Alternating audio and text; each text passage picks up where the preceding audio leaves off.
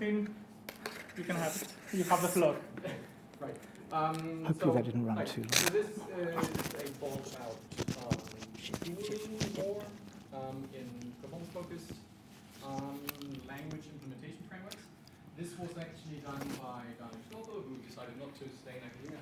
So I'm presenting this. Oh, I forgot the. Yes, sorry. Oh.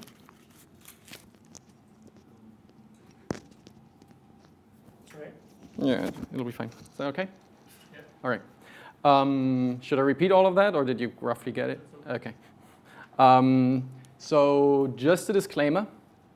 I work for Oracle, but this work was done by and at students at the HPI, so do not make any purchasing decisions, and also do not, and so on and so forth. Yes, so Oracle just supported this research. So people are developing programming languages. That's what people do. Often grad students who think that they, like I was, who thought that they knew better than everybody else before them. And then people focus on different things, right? They like, oh, I'm going to write the most secure thing, or the most fastest, and the most expressive, or whatever have you, programming language. And what people, I noticed that oftentimes, unless it's their specific focus, they focus on like a subset of these things, but rarely on tooling. They're like, oh, my language, it's text-based, right? So you just use whatever text editor you want. And then if they're unlucky, their programming language gets popular, and then people actually care about tooling. And by now, they've probably put in so much dynamic stuff in that language that it's really hard to write good tooling, and especially like things like good editor support, with things like more than highlighting. Some auto-completion would be nice, for example.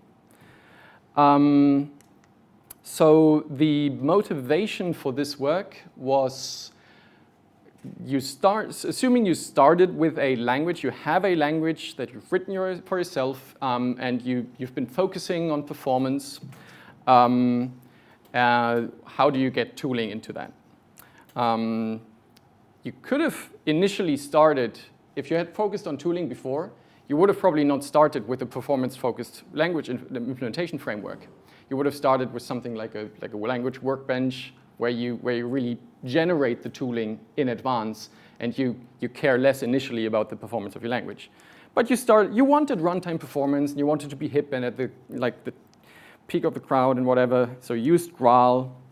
And just for the purposes of this talk, Graal is a system and language implementation framework that allows you to run different languages on different platforms and hopefully make that fast. And what Graal comes with is because it's a language implementation framework, it does offer some instrumentation APIs to already give you some tooling if you implement a language in this framework. Right now, these tools are limited, however, to runtime tooling, like debuggers and profilers. What we want, though, is development time editor support at this point. And just because I'm going to be mentioning these name words in the talk, so GraalVM is this larger system, and inside there's Truffle, which is this language implementation framework where you write an AST interpreter, and it helps you make that fast by optimizing that AST while it's running. Graal is a compiler that is able to, like Truffle is able to talk to Graal to optimize your AST and hopefully compile to efficient machine code. And then there's the instrumentation framework. Because Truffle, the framework, requires you to write an AST interpreter, the instrumentation framework can use that to make some assumptions about the structure of your language. So it can do things like, oh, at runtime, it can query what kind of AST am I seeing, and where's this flowing, like how's that AST connected to some source code, and these kind of things that you would want in a debugger or in a profiler. The way the instrumentation framework works is that any instrument at runtime of a Graal language can register listeners that react to certain events like source code being loaded, new AST nodes being created, AST nodes starting to execute, finishing execution, and then these listeners can wrap around that just like you would like in aspect-oriented programming. You wrap around all these executions, and you can do something in front, or you can do something instead. You can interrupt execution, for example, alter execution. And the way that so the problem here is, though, that while Truffle requires you to use AST nodes, it doesn't actually restrict you in what kind of, like how you structure the AST itself. So how do the tools know what they're looking at when they look at some AST node? And the communication strategy that they've chosen for Truffle is that language developers would tag their AST nodes and say, though, okay, so this node is something that's a definition or a declaration, or this is a root of some execution or something like that. And then this is how for example, the profiler figures out, oh, so when this node executes, this is the root of a function, so I should count this in my profile. And when this node executes, this is just a variable declaration. I shouldn't count that in my profile, maybe. Okay, so we want to take this existing instrumentation API and see how much work would it be to have something, attach a tool to it that helps you, not at runtime, but at development time. And what kind of tool do we want to attach? We want to attach a tool that would work for all these languages equally. And there we opted for looking at the language server protocol. So the language server protocol is just the idea that instead of writing a bunch of editors or editor plugins for a bunch of languages, you write one language server for each language maybe, and then all of these editors talk to that one language server through the language server API, and then hopefully you've just made it easier to provide editor support for different editors for your language. And we wanted to take this one step further. We wanted to say you don't need to write a language server for each of these languages. You just get the language server for all of the Truffle languages all at once, and then you can use whatever editor supports the language server protocol. And the idea was this, with reasonable effort here, this is important. The idea was we really didn't want to ask language developers that have chosen Graal for whatever reason to have to expend a lot of work to support this. So every decision we made, for better or worse, we tried to keep the amount of effort required on this part of the language developer very low. Okay, so this is where it plugs in then. I'll just show briefly what it can do in like a few short screencasts, like some of the simple things. So what you're seeing here is, this is important to mention before, so Truffle and Graal are support this polyglot notion that you can, since everything's running on the same framework, so these different languages run on the same framework, they can easily exchange objects, and these objects can talk to each other. And what you're seeing here is a Python file, and then there's some JavaScript code in here. That JavaScript code is evaluated, and the JavaScript object here is returned to a JS object. And then what we want also our language server to do, the Truffle language server, or the Graal language server, whatever you want to call it, is to be able to do autocompletion on these kind of things, which is something that usually is very, very hard to do if you wanted to do this like statically and without any support from the framework. So this is something that we also wanted to do. And there's many problems with that, but I'll get to that. So just very briefly, so the first thing you want to have for an editor support is at least tell you that the syntax is wrong. This is very easy to do because all the languages can already run the code, so they can already throw exceptions or like give parser errors when the code is incorrect. So you already get like this is easy to do regardless of whether you're using Truffle or something. You could just shell out to the process and like catch syntax errors or whatever and just show them here. What you're seeing here is simple language. I'm always going to show Python and simple language mostly in this little screencast. Simple language is our little toy language. So Python already is established, and there's lots of tools, and there's a language server for it. It's very good. So it's a good baseline for like, this is the maximum you should be able to get out of this. Simple language is a toy language that really that nobody ever thought about for using for anything serious. So it doesn't have any support in the editor at all. It doesn't even, like, we don't have the syntax highlighting here either.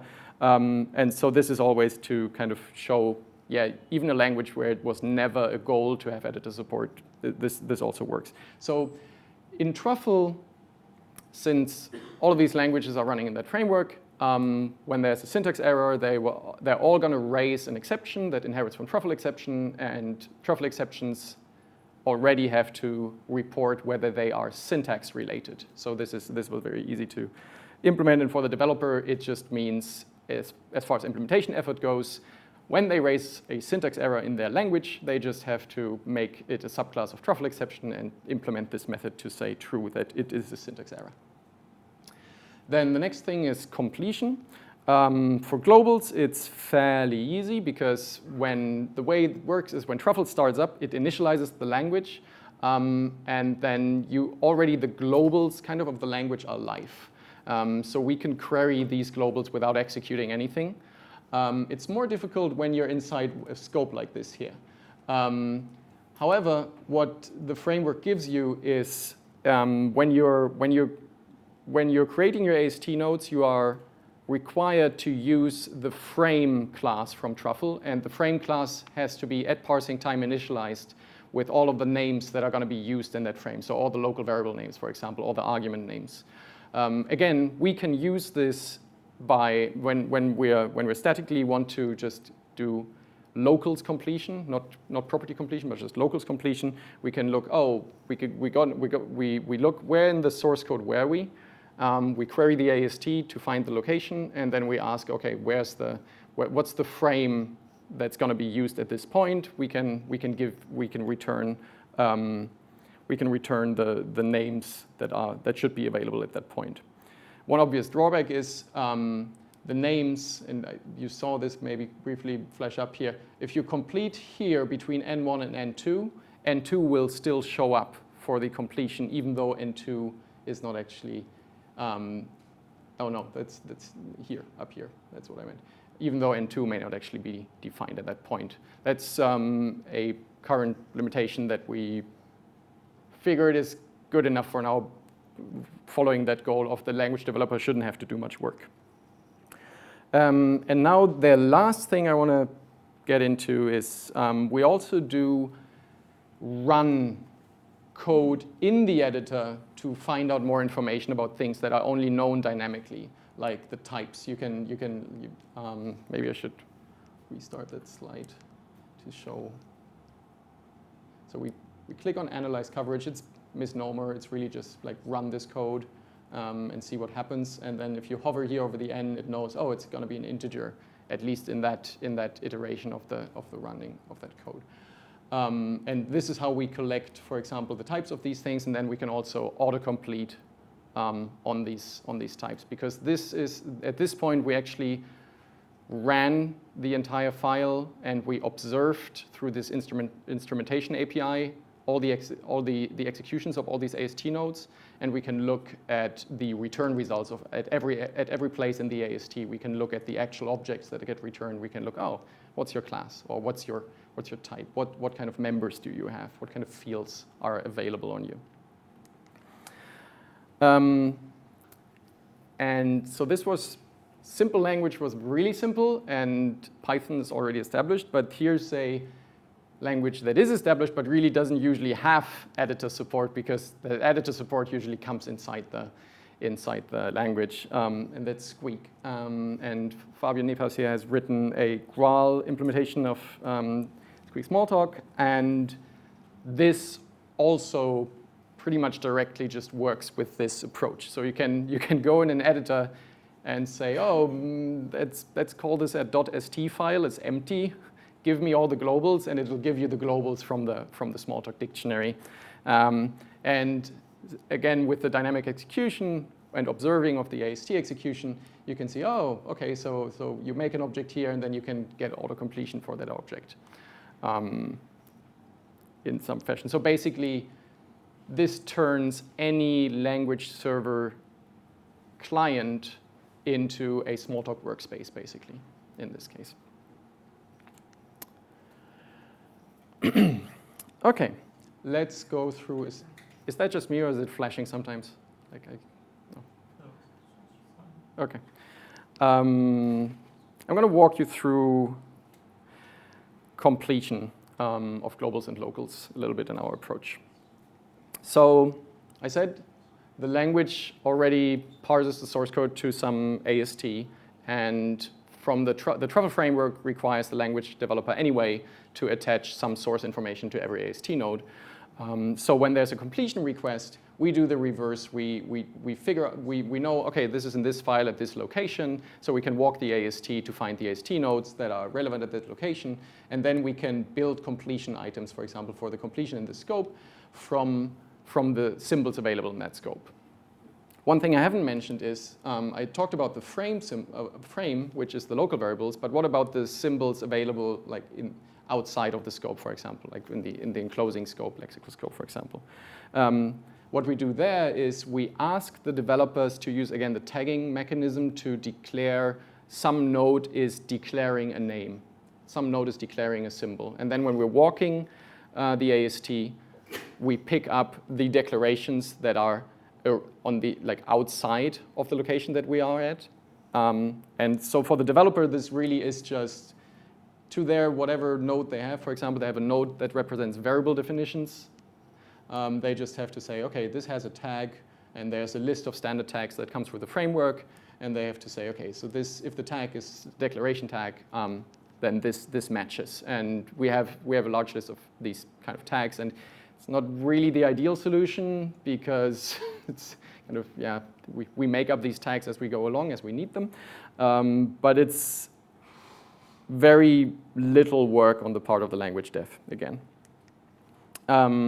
And for completion of properties, first you have to detect that there's a property completion going on. This is when when somebody inserts this dot, they want a property completion here, right?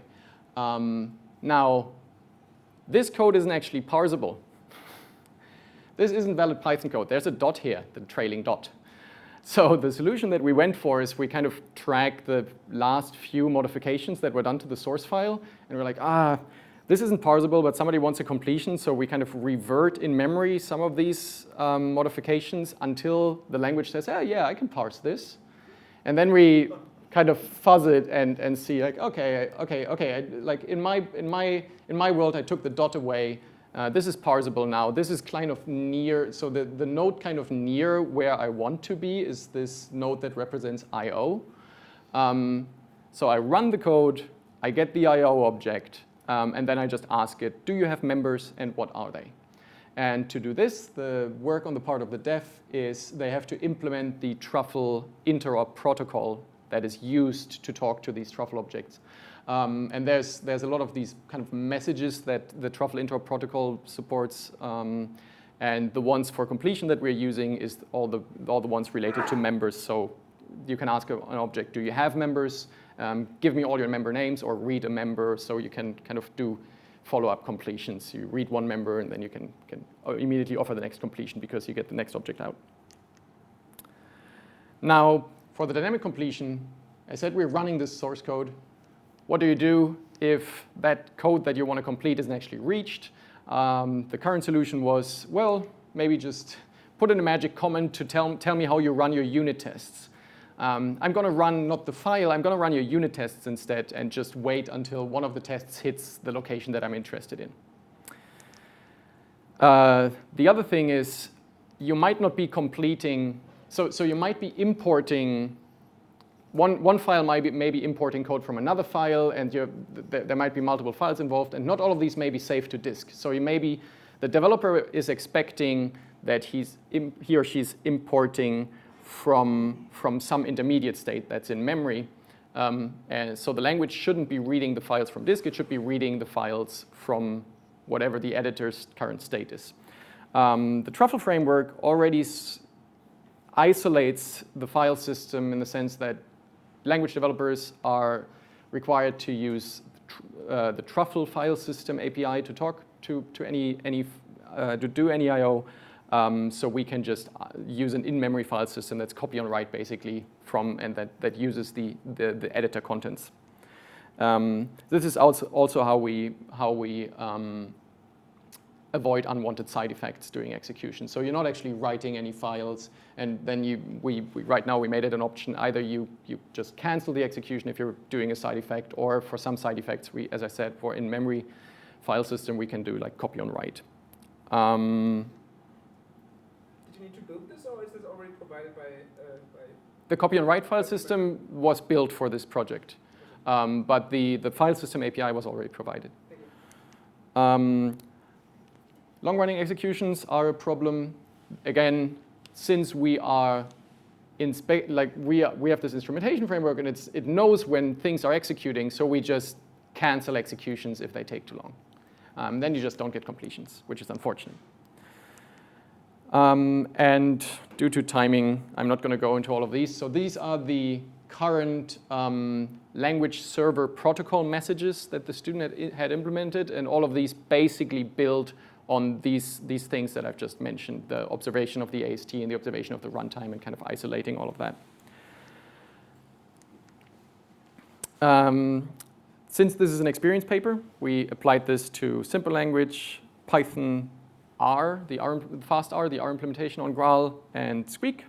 There's some details in the paper on how much each of these languages are supported in the protocol. This is mostly a function of some additional tags that were added by the student during that project that haven't been implemented by all of the languages. For example, fast R was completely unmodified, and only simple language and GraalPython implemented the new tags. And for Graal Squeak, many of the things that aren't there, sometimes it's like for go to definition, for example, it's not clear how to implement that in Squeak because there's no file anywhere to go to. So it's not clear how to answer that request. Just briefly, limitations of the current prototype is that there's this sandbox for file I/O, but there's no sandbox right now for sockets. That's just a limitation of the prototype. It's not that could also be done. Right now the sandbox cannot be completely disabled by the user. For example, me personally, when I program against like REST APIs, I actually like that it actually sometimes just sends the request and I see what comes back. So I would like to disable sometimes this sandboxing. The Polyglot thing I wanted to briefly mention. This is interesting. So earlier I showed JavaScript and Python. That's easy because they both use the dot and they have pretty similar rules for what symbol names are. If you use R and Python, you get an autocompletion, for example, on this R data structure like this, that has a space in it. That's not a good autocompletion because that's just going to make your code unparsable. We are not sure what to do about that. Skipping that, that's just about caching. This is not still important. The actual limitation, not about the prototype, but the entire approach.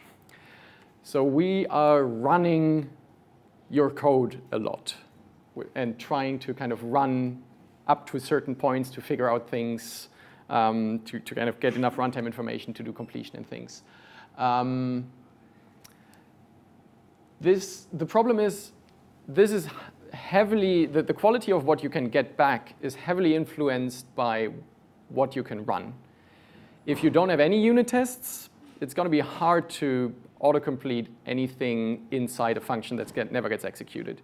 If you only have very large unit tests that take a long time to execute, we're probably going to cancel the execution because it's not a good experience if you're waiting 5 minutes for a unit test framework to finish to get an autocompletion. So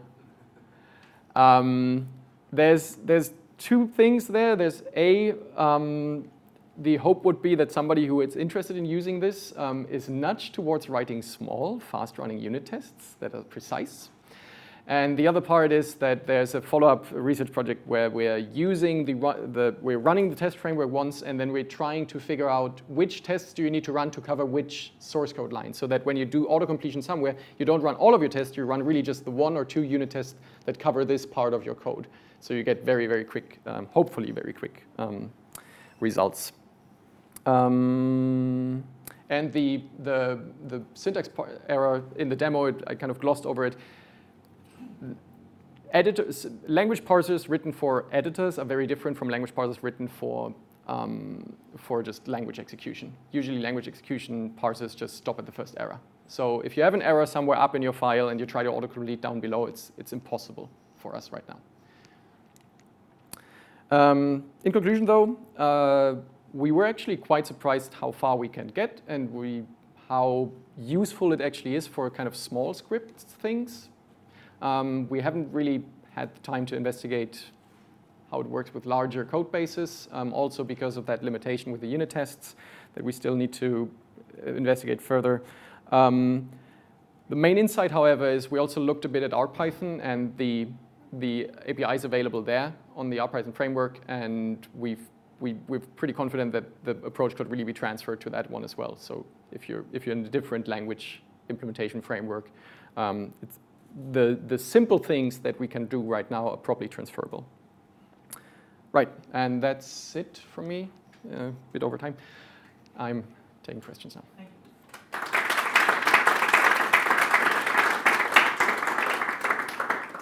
So questions, please. Yes. Thank you very much for the presentation. I have one question about what is more like a remark about the unit testing limitation. Why you just don't execute the function with a random set of arguments? You can then have a result and have a type for your things. So one problem is, what random set of arguments would you choose? Because it may be, so it's conceivable that there's a function that works, that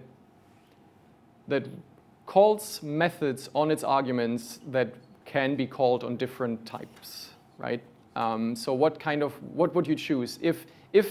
If the developer made the assumption, oh, this is only ever going to be called with lists, is it okay for me, for the language server to make up sets or other collection types as arguments? And you will have the same problem as unit tests. Let's say I've got a swap function and I have a unit test for my Yeah. swap function with Yeah. ints and strings, and then then never be called with lists. yeah, then if I have but I do have to have the unit test first to actually at least record what types of arguments I would have, right?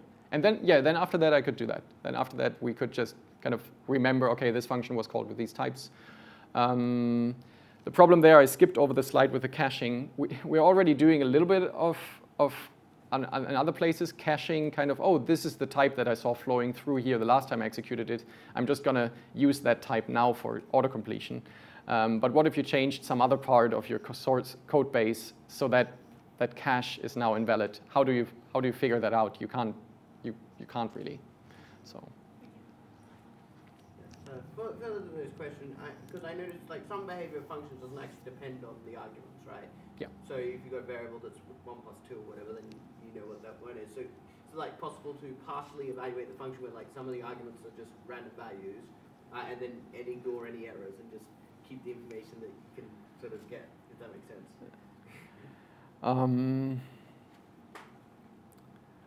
I'm not sure. I would have to think about it more.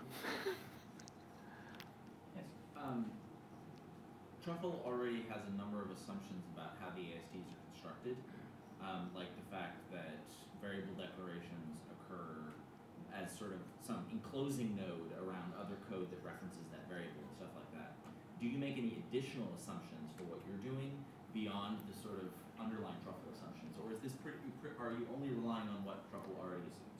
Right now, we're only relying on what Truffle already does. There is, however, an API that also was proposed through this, that the language developer itself, they themselves can say, they can overwrite what scope means in their language. So right now, our assumption is like it's all like lexically scoped. Like there's a function here, and then probably everything, all the names outside that function are also available.